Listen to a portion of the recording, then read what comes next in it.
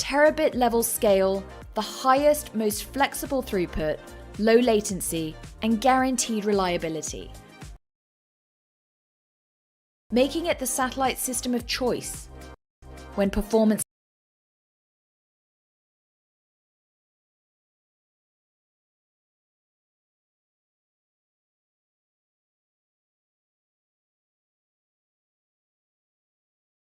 high-speed broadband access to passengers at sea. O3b mPOWER ensures seamless operations and premium user experience wherever they are. So we started this journey back in 2017 as we were trying to figure out how we could bring all of the really good stuff, all the lessons learned from the original O3b constellation, but scale it ridiculously. And so here we sit on the threshold of launching this brand new constellation.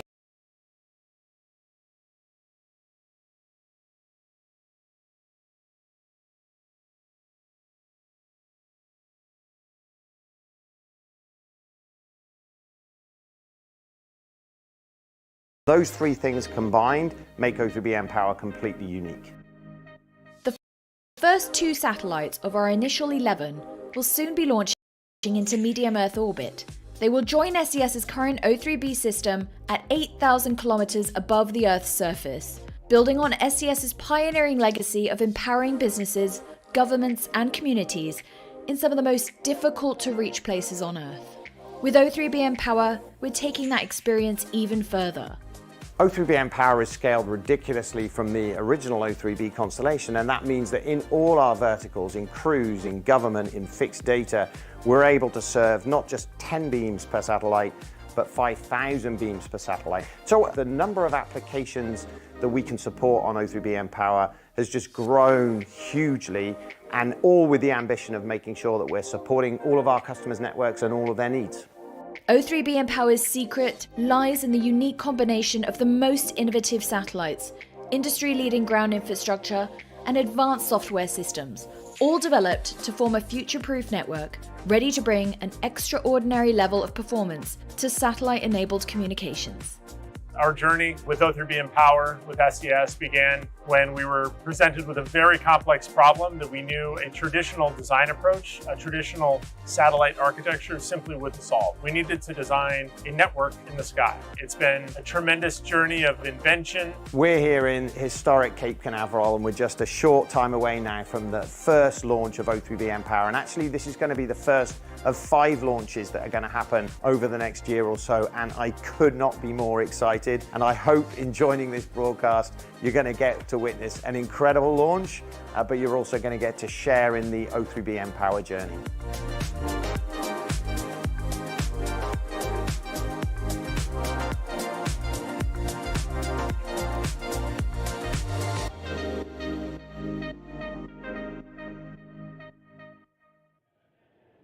We are just over 7 minutes away from liftoff, so we're going to take a closer look at the vehicle that you see on your screen. The 2-stage Falcon 9 vehicle stands 229 feet tall. That's slightly taller than a 21-story building. That bottom 2/3 of the vehicle is called the first stage, and sometimes known as the booster. Its job is to accelerate the vehicle through the Earth's atmosphere and into space, and then it will separate away from the rest of the rocket. Now, today's booster is flying for its 8th time, previously having supported cargo resupply missions 22 and 25, crewed missions 3 and 4, the Turksat 5B mission, Eutelsat Hotbird 13G, and 1 Starlink mission. Now, above the first stage, we have our second stage. It has a single Merlin vacuum or MVAC engine, and that ignites shortly after the stages separate. The second stage is what will ultimately carry the O3b mPOWER satellites to space. Stage 1, RP1 load complete. The satellites are safely enclosed inside the 17-foot diameter payload fairing, which is that large barrel structure at the top of the vehicle, the nose cone, right above the second stage. It's made of a carbon composite material, and it protects the satellites on their way to orbit. We'll jettison those fairing halves approximately 3 minutes and 20 seconds into the flight. Now, for today's mission, we've got 2 spacecraft on board on the second stage inside that fairing. Each payload will deploy at separate times, about 6 minutes apart from each other. There's a great view of the 2 mPOWER satellites on your screen. The fairing halves supporting today's mission are flight proven. one half having flown for its 4th time and the other having flying for its 5th time today. Now, next to the vehicle, we've got this large truss structure that's called the transporter erector. You will also hear that referred to as the TE or the strongback. We use that to roll the vehicle out to the launch pad and raise it into the vertical launch position. It also has the important role of routing the vehicle's fluids, power, telemetry, and umbilicals from the ground system to the rocket and the satellites. And that'll continue until Falcon 9 transitions into the final stages of the countdown when it transitions to internal power and ultimately clears the pad. At T-0, liftoff, we'll retract the TE away in order to clear the way for Falcon 9's Tanks descent. are pressing for strongback, retract. You just heard a call out there that we're beginning to pressurize the tanks on Falcon 9 in preparation for retracting the strongback. Keep an eye just below the fairing. You'll see the clamp arms of the TE. We'll start to open those around T-minus 4 minutes and 17 seconds.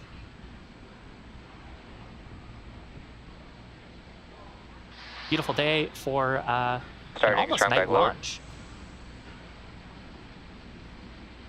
A great view there of the second stage, and above it is the first stage. We should shortly see the strongback arms retracting. There you can see them opening. Now, as we get closer to T-0, we'll actually see the strongback fully recline away in preparation for that in just after T-minus 4 minutes. We'll see the strongback begin a short recline away from the vehicle.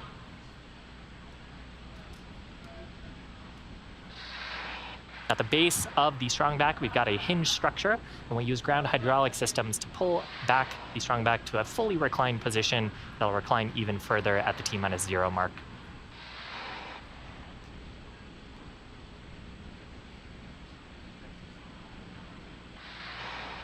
Next major milestone coming up at about the T-minus 3 minute mark. That'll be liquid oxygen loading complete on the first stage. At this point, we have fully loaded fuel on both the first and second stages, and we're topping up liquid oxygen on both stages. We have about 1 million pounds of kerosene fuel and liquid oxygen at launch. And we continue topping up. There was a call out there for stage 1 LOX load complete.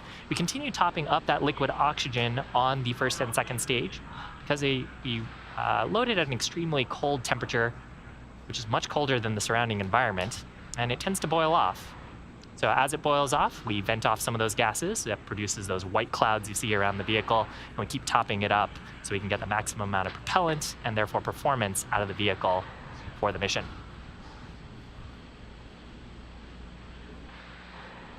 So next major milestone, liquid oxygen loading complete on the second stage. You can actually see how cold the tank skin is on the second stage with those white clouds forming around it. Again, that white cloud's actually the moist Florida air condensing around and forming water vapor clouds around the stage.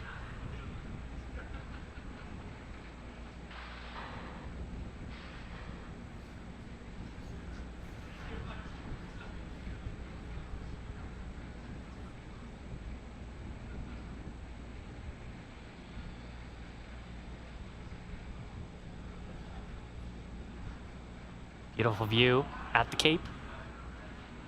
We were tracking no major weather constraints today. Stage 2 LOX load complete. Call out there that LOX loading complete on the first and second stages. And that white gas cloud you're seeing is actually us venting the lines of the transporter erector, clearing out any propellant that is in the lines that is being routed to the vehicle. Launch closeouts. Next major milestone coming up at T-minus 60 seconds. That'll be when Falcon 9 transitions into startup. That means that its internal flight computers will have taken over the launch countdown, and they'll continue to have control of the vehicle through the rest of the mission. At T-minus 2 seconds, we'll light those Merlin 1D engines in preparation for liftoff.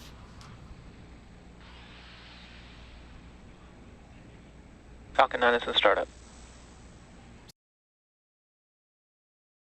So with that, the O3b mPOWER satellites continue to look healthy. Range and the vehicles are go for today's launch. Weather's looking great. Last major milestone here is the launch director's final go for launch. LD, go for launch. And with that, we're ready to launch in just about 40 seconds. So with that, let's watch as Falcon 9 takes the O3b mPOWER satellites to orbit. T-minus 30 seconds.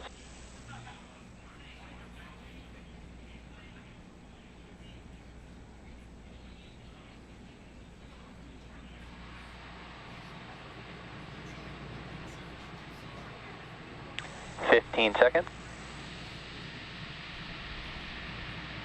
T-minus 10, 9, 8, 7, 6, 5, 4, 3, 2, 1. Engines full power, and liftoff of SES mPOWER. Go Falcon 9, go SES.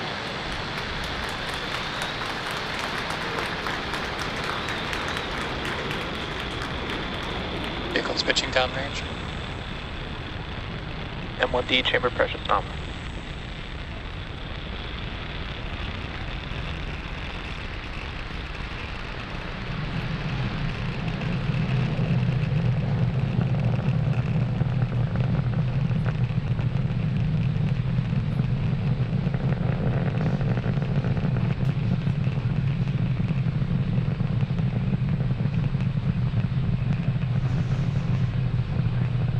Power and telemetry nominal.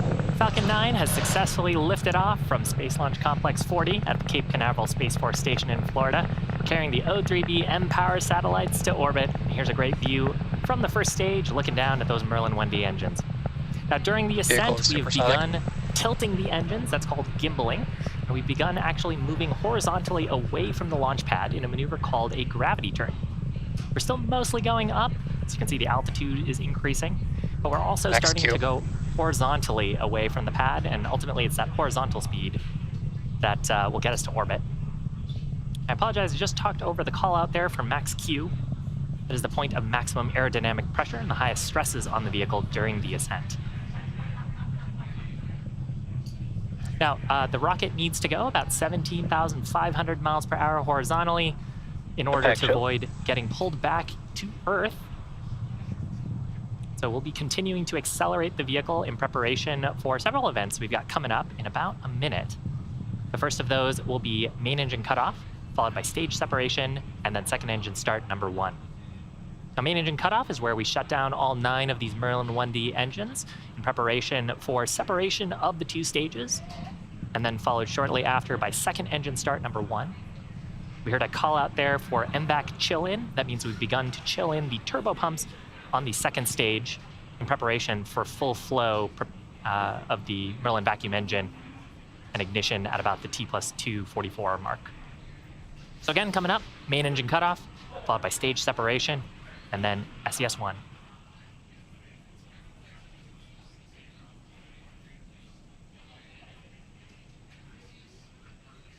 Nico. Stage separation confirmed. MVAC ignition.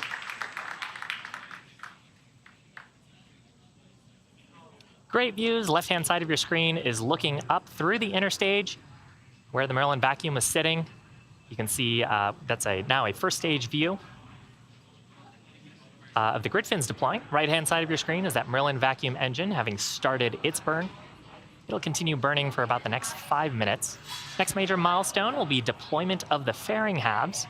Now that we're high enough in the atmosphere, we can actually jettison that mass and your mission.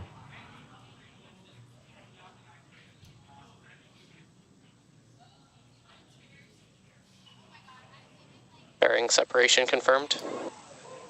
Great shot. On the right-hand side of your screen is the top of the payload adapter.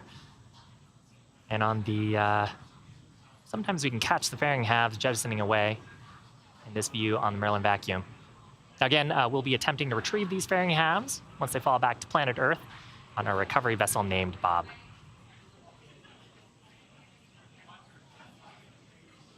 If you're just joining us, welcome. Our position of signal, Bermuda. About T+4 minutes into today's mission, had an on-time liftoff from Space Launch Complex 40 in Florida.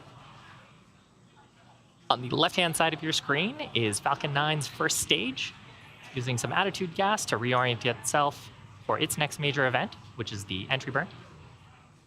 And on the right-hand side of your screen, we've got a great view of the Merlin vacuum engine on the second stage. About a little more than a minute into its first burn. And it is carrying the mPOWER, O3b mPOWER satellites to orbit. We're carrying 2 today on today's mission for our customer, SES.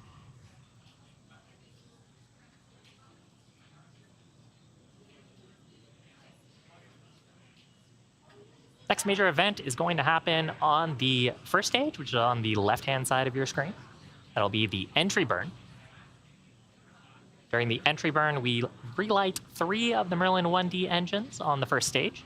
The center engine, followed shortly after by 2 of the radial engines. And we do that to slow down the vehicle. And that helps us reduce the re-entry forces and heating, and ultimately allows us to recover and reuse that first stage. So right now, the first stage is periodically doing some bursts of its attitude control gas. We're trying to get the engines pointed back towards the Earth so we can slow ourselves down once we get to the entry burn time. That in about a minute from now. Now this view is of our Merlin vacuum engine. We've got cameras on either side of the engine. You can see the glow of the nozzle from those hot exhaust gases transferring heat into the engine, and that heat is radiating away to the cool background of space. Now, during re-entry on the first stage, we actually put that nice layer of soot on the first stage. That soot actually comes from flying through the rocket's exhaust gases. You can see that we're still going extremely fast, about 8,000 kilometers per hour on the first stage. That'll slow down as we do the entry burn, but the rocket's plume, which is carbon-based, ends up coming back onto the surface of the rocket and leaves that nice layer of soot that you see on our flight-proven boosters. Entry burn scheduled to start here in about 10 seconds. Keep an eye out for that on the left-hand side of your screen. Stage 1 FTS is safe.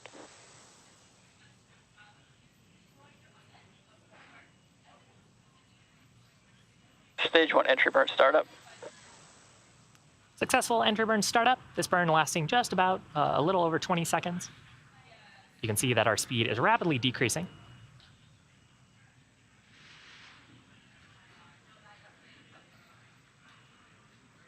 Stage 1 entry burn shutdown.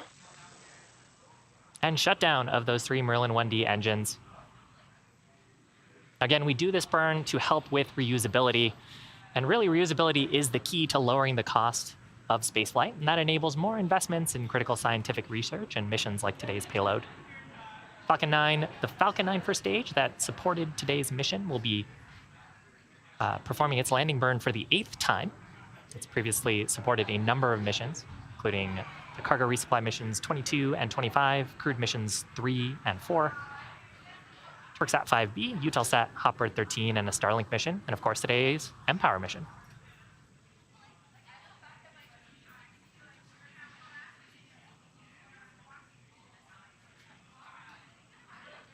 Next major event is actually shutdown of the Merlin vacuum engine Stage 2 that we FTS see is safe. on our screen.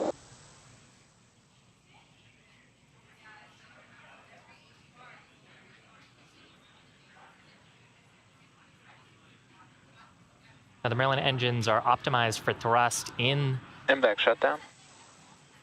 They're optimized for thrust in the vacuum of space. They actually have an extremely long nozzle compared to the Merlin 1Ds. We had our call out there for shutdown on the Nominal orbit insertion. on the Merlin vacuum engine, as well as a call out of nominal orbit insertion. Now it sounds like we're having a little bit of telemetry issues with the first stage. Should have started its landing burn at about the T plus 8 minute 24 second mark. Expected loss of signal, Cape. So the landing burn sequence, we start a single Merlin engine on the first stage. And by now, hopefully we would have landed on our drone ship. We'll see if we can get some more information from the launch team once we get telemetry back.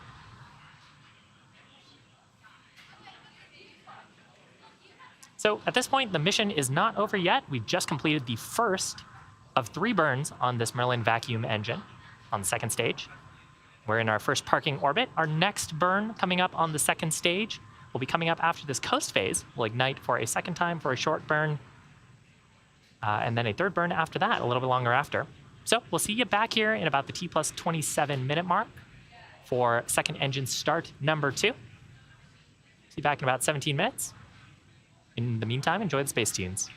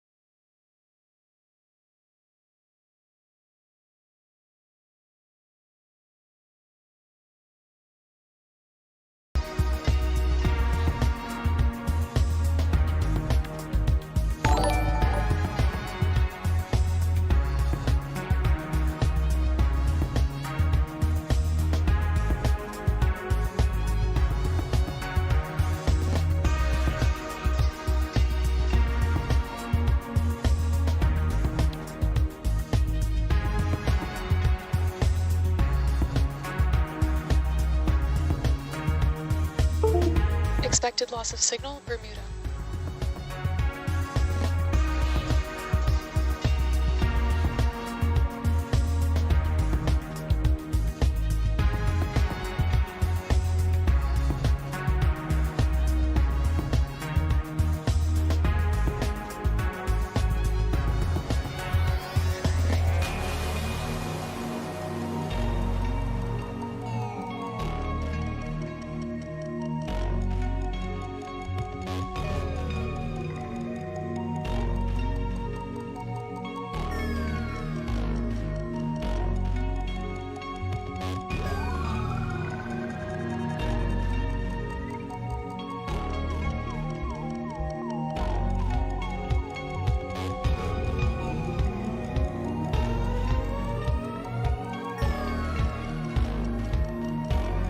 Stage 1 landing confirmed.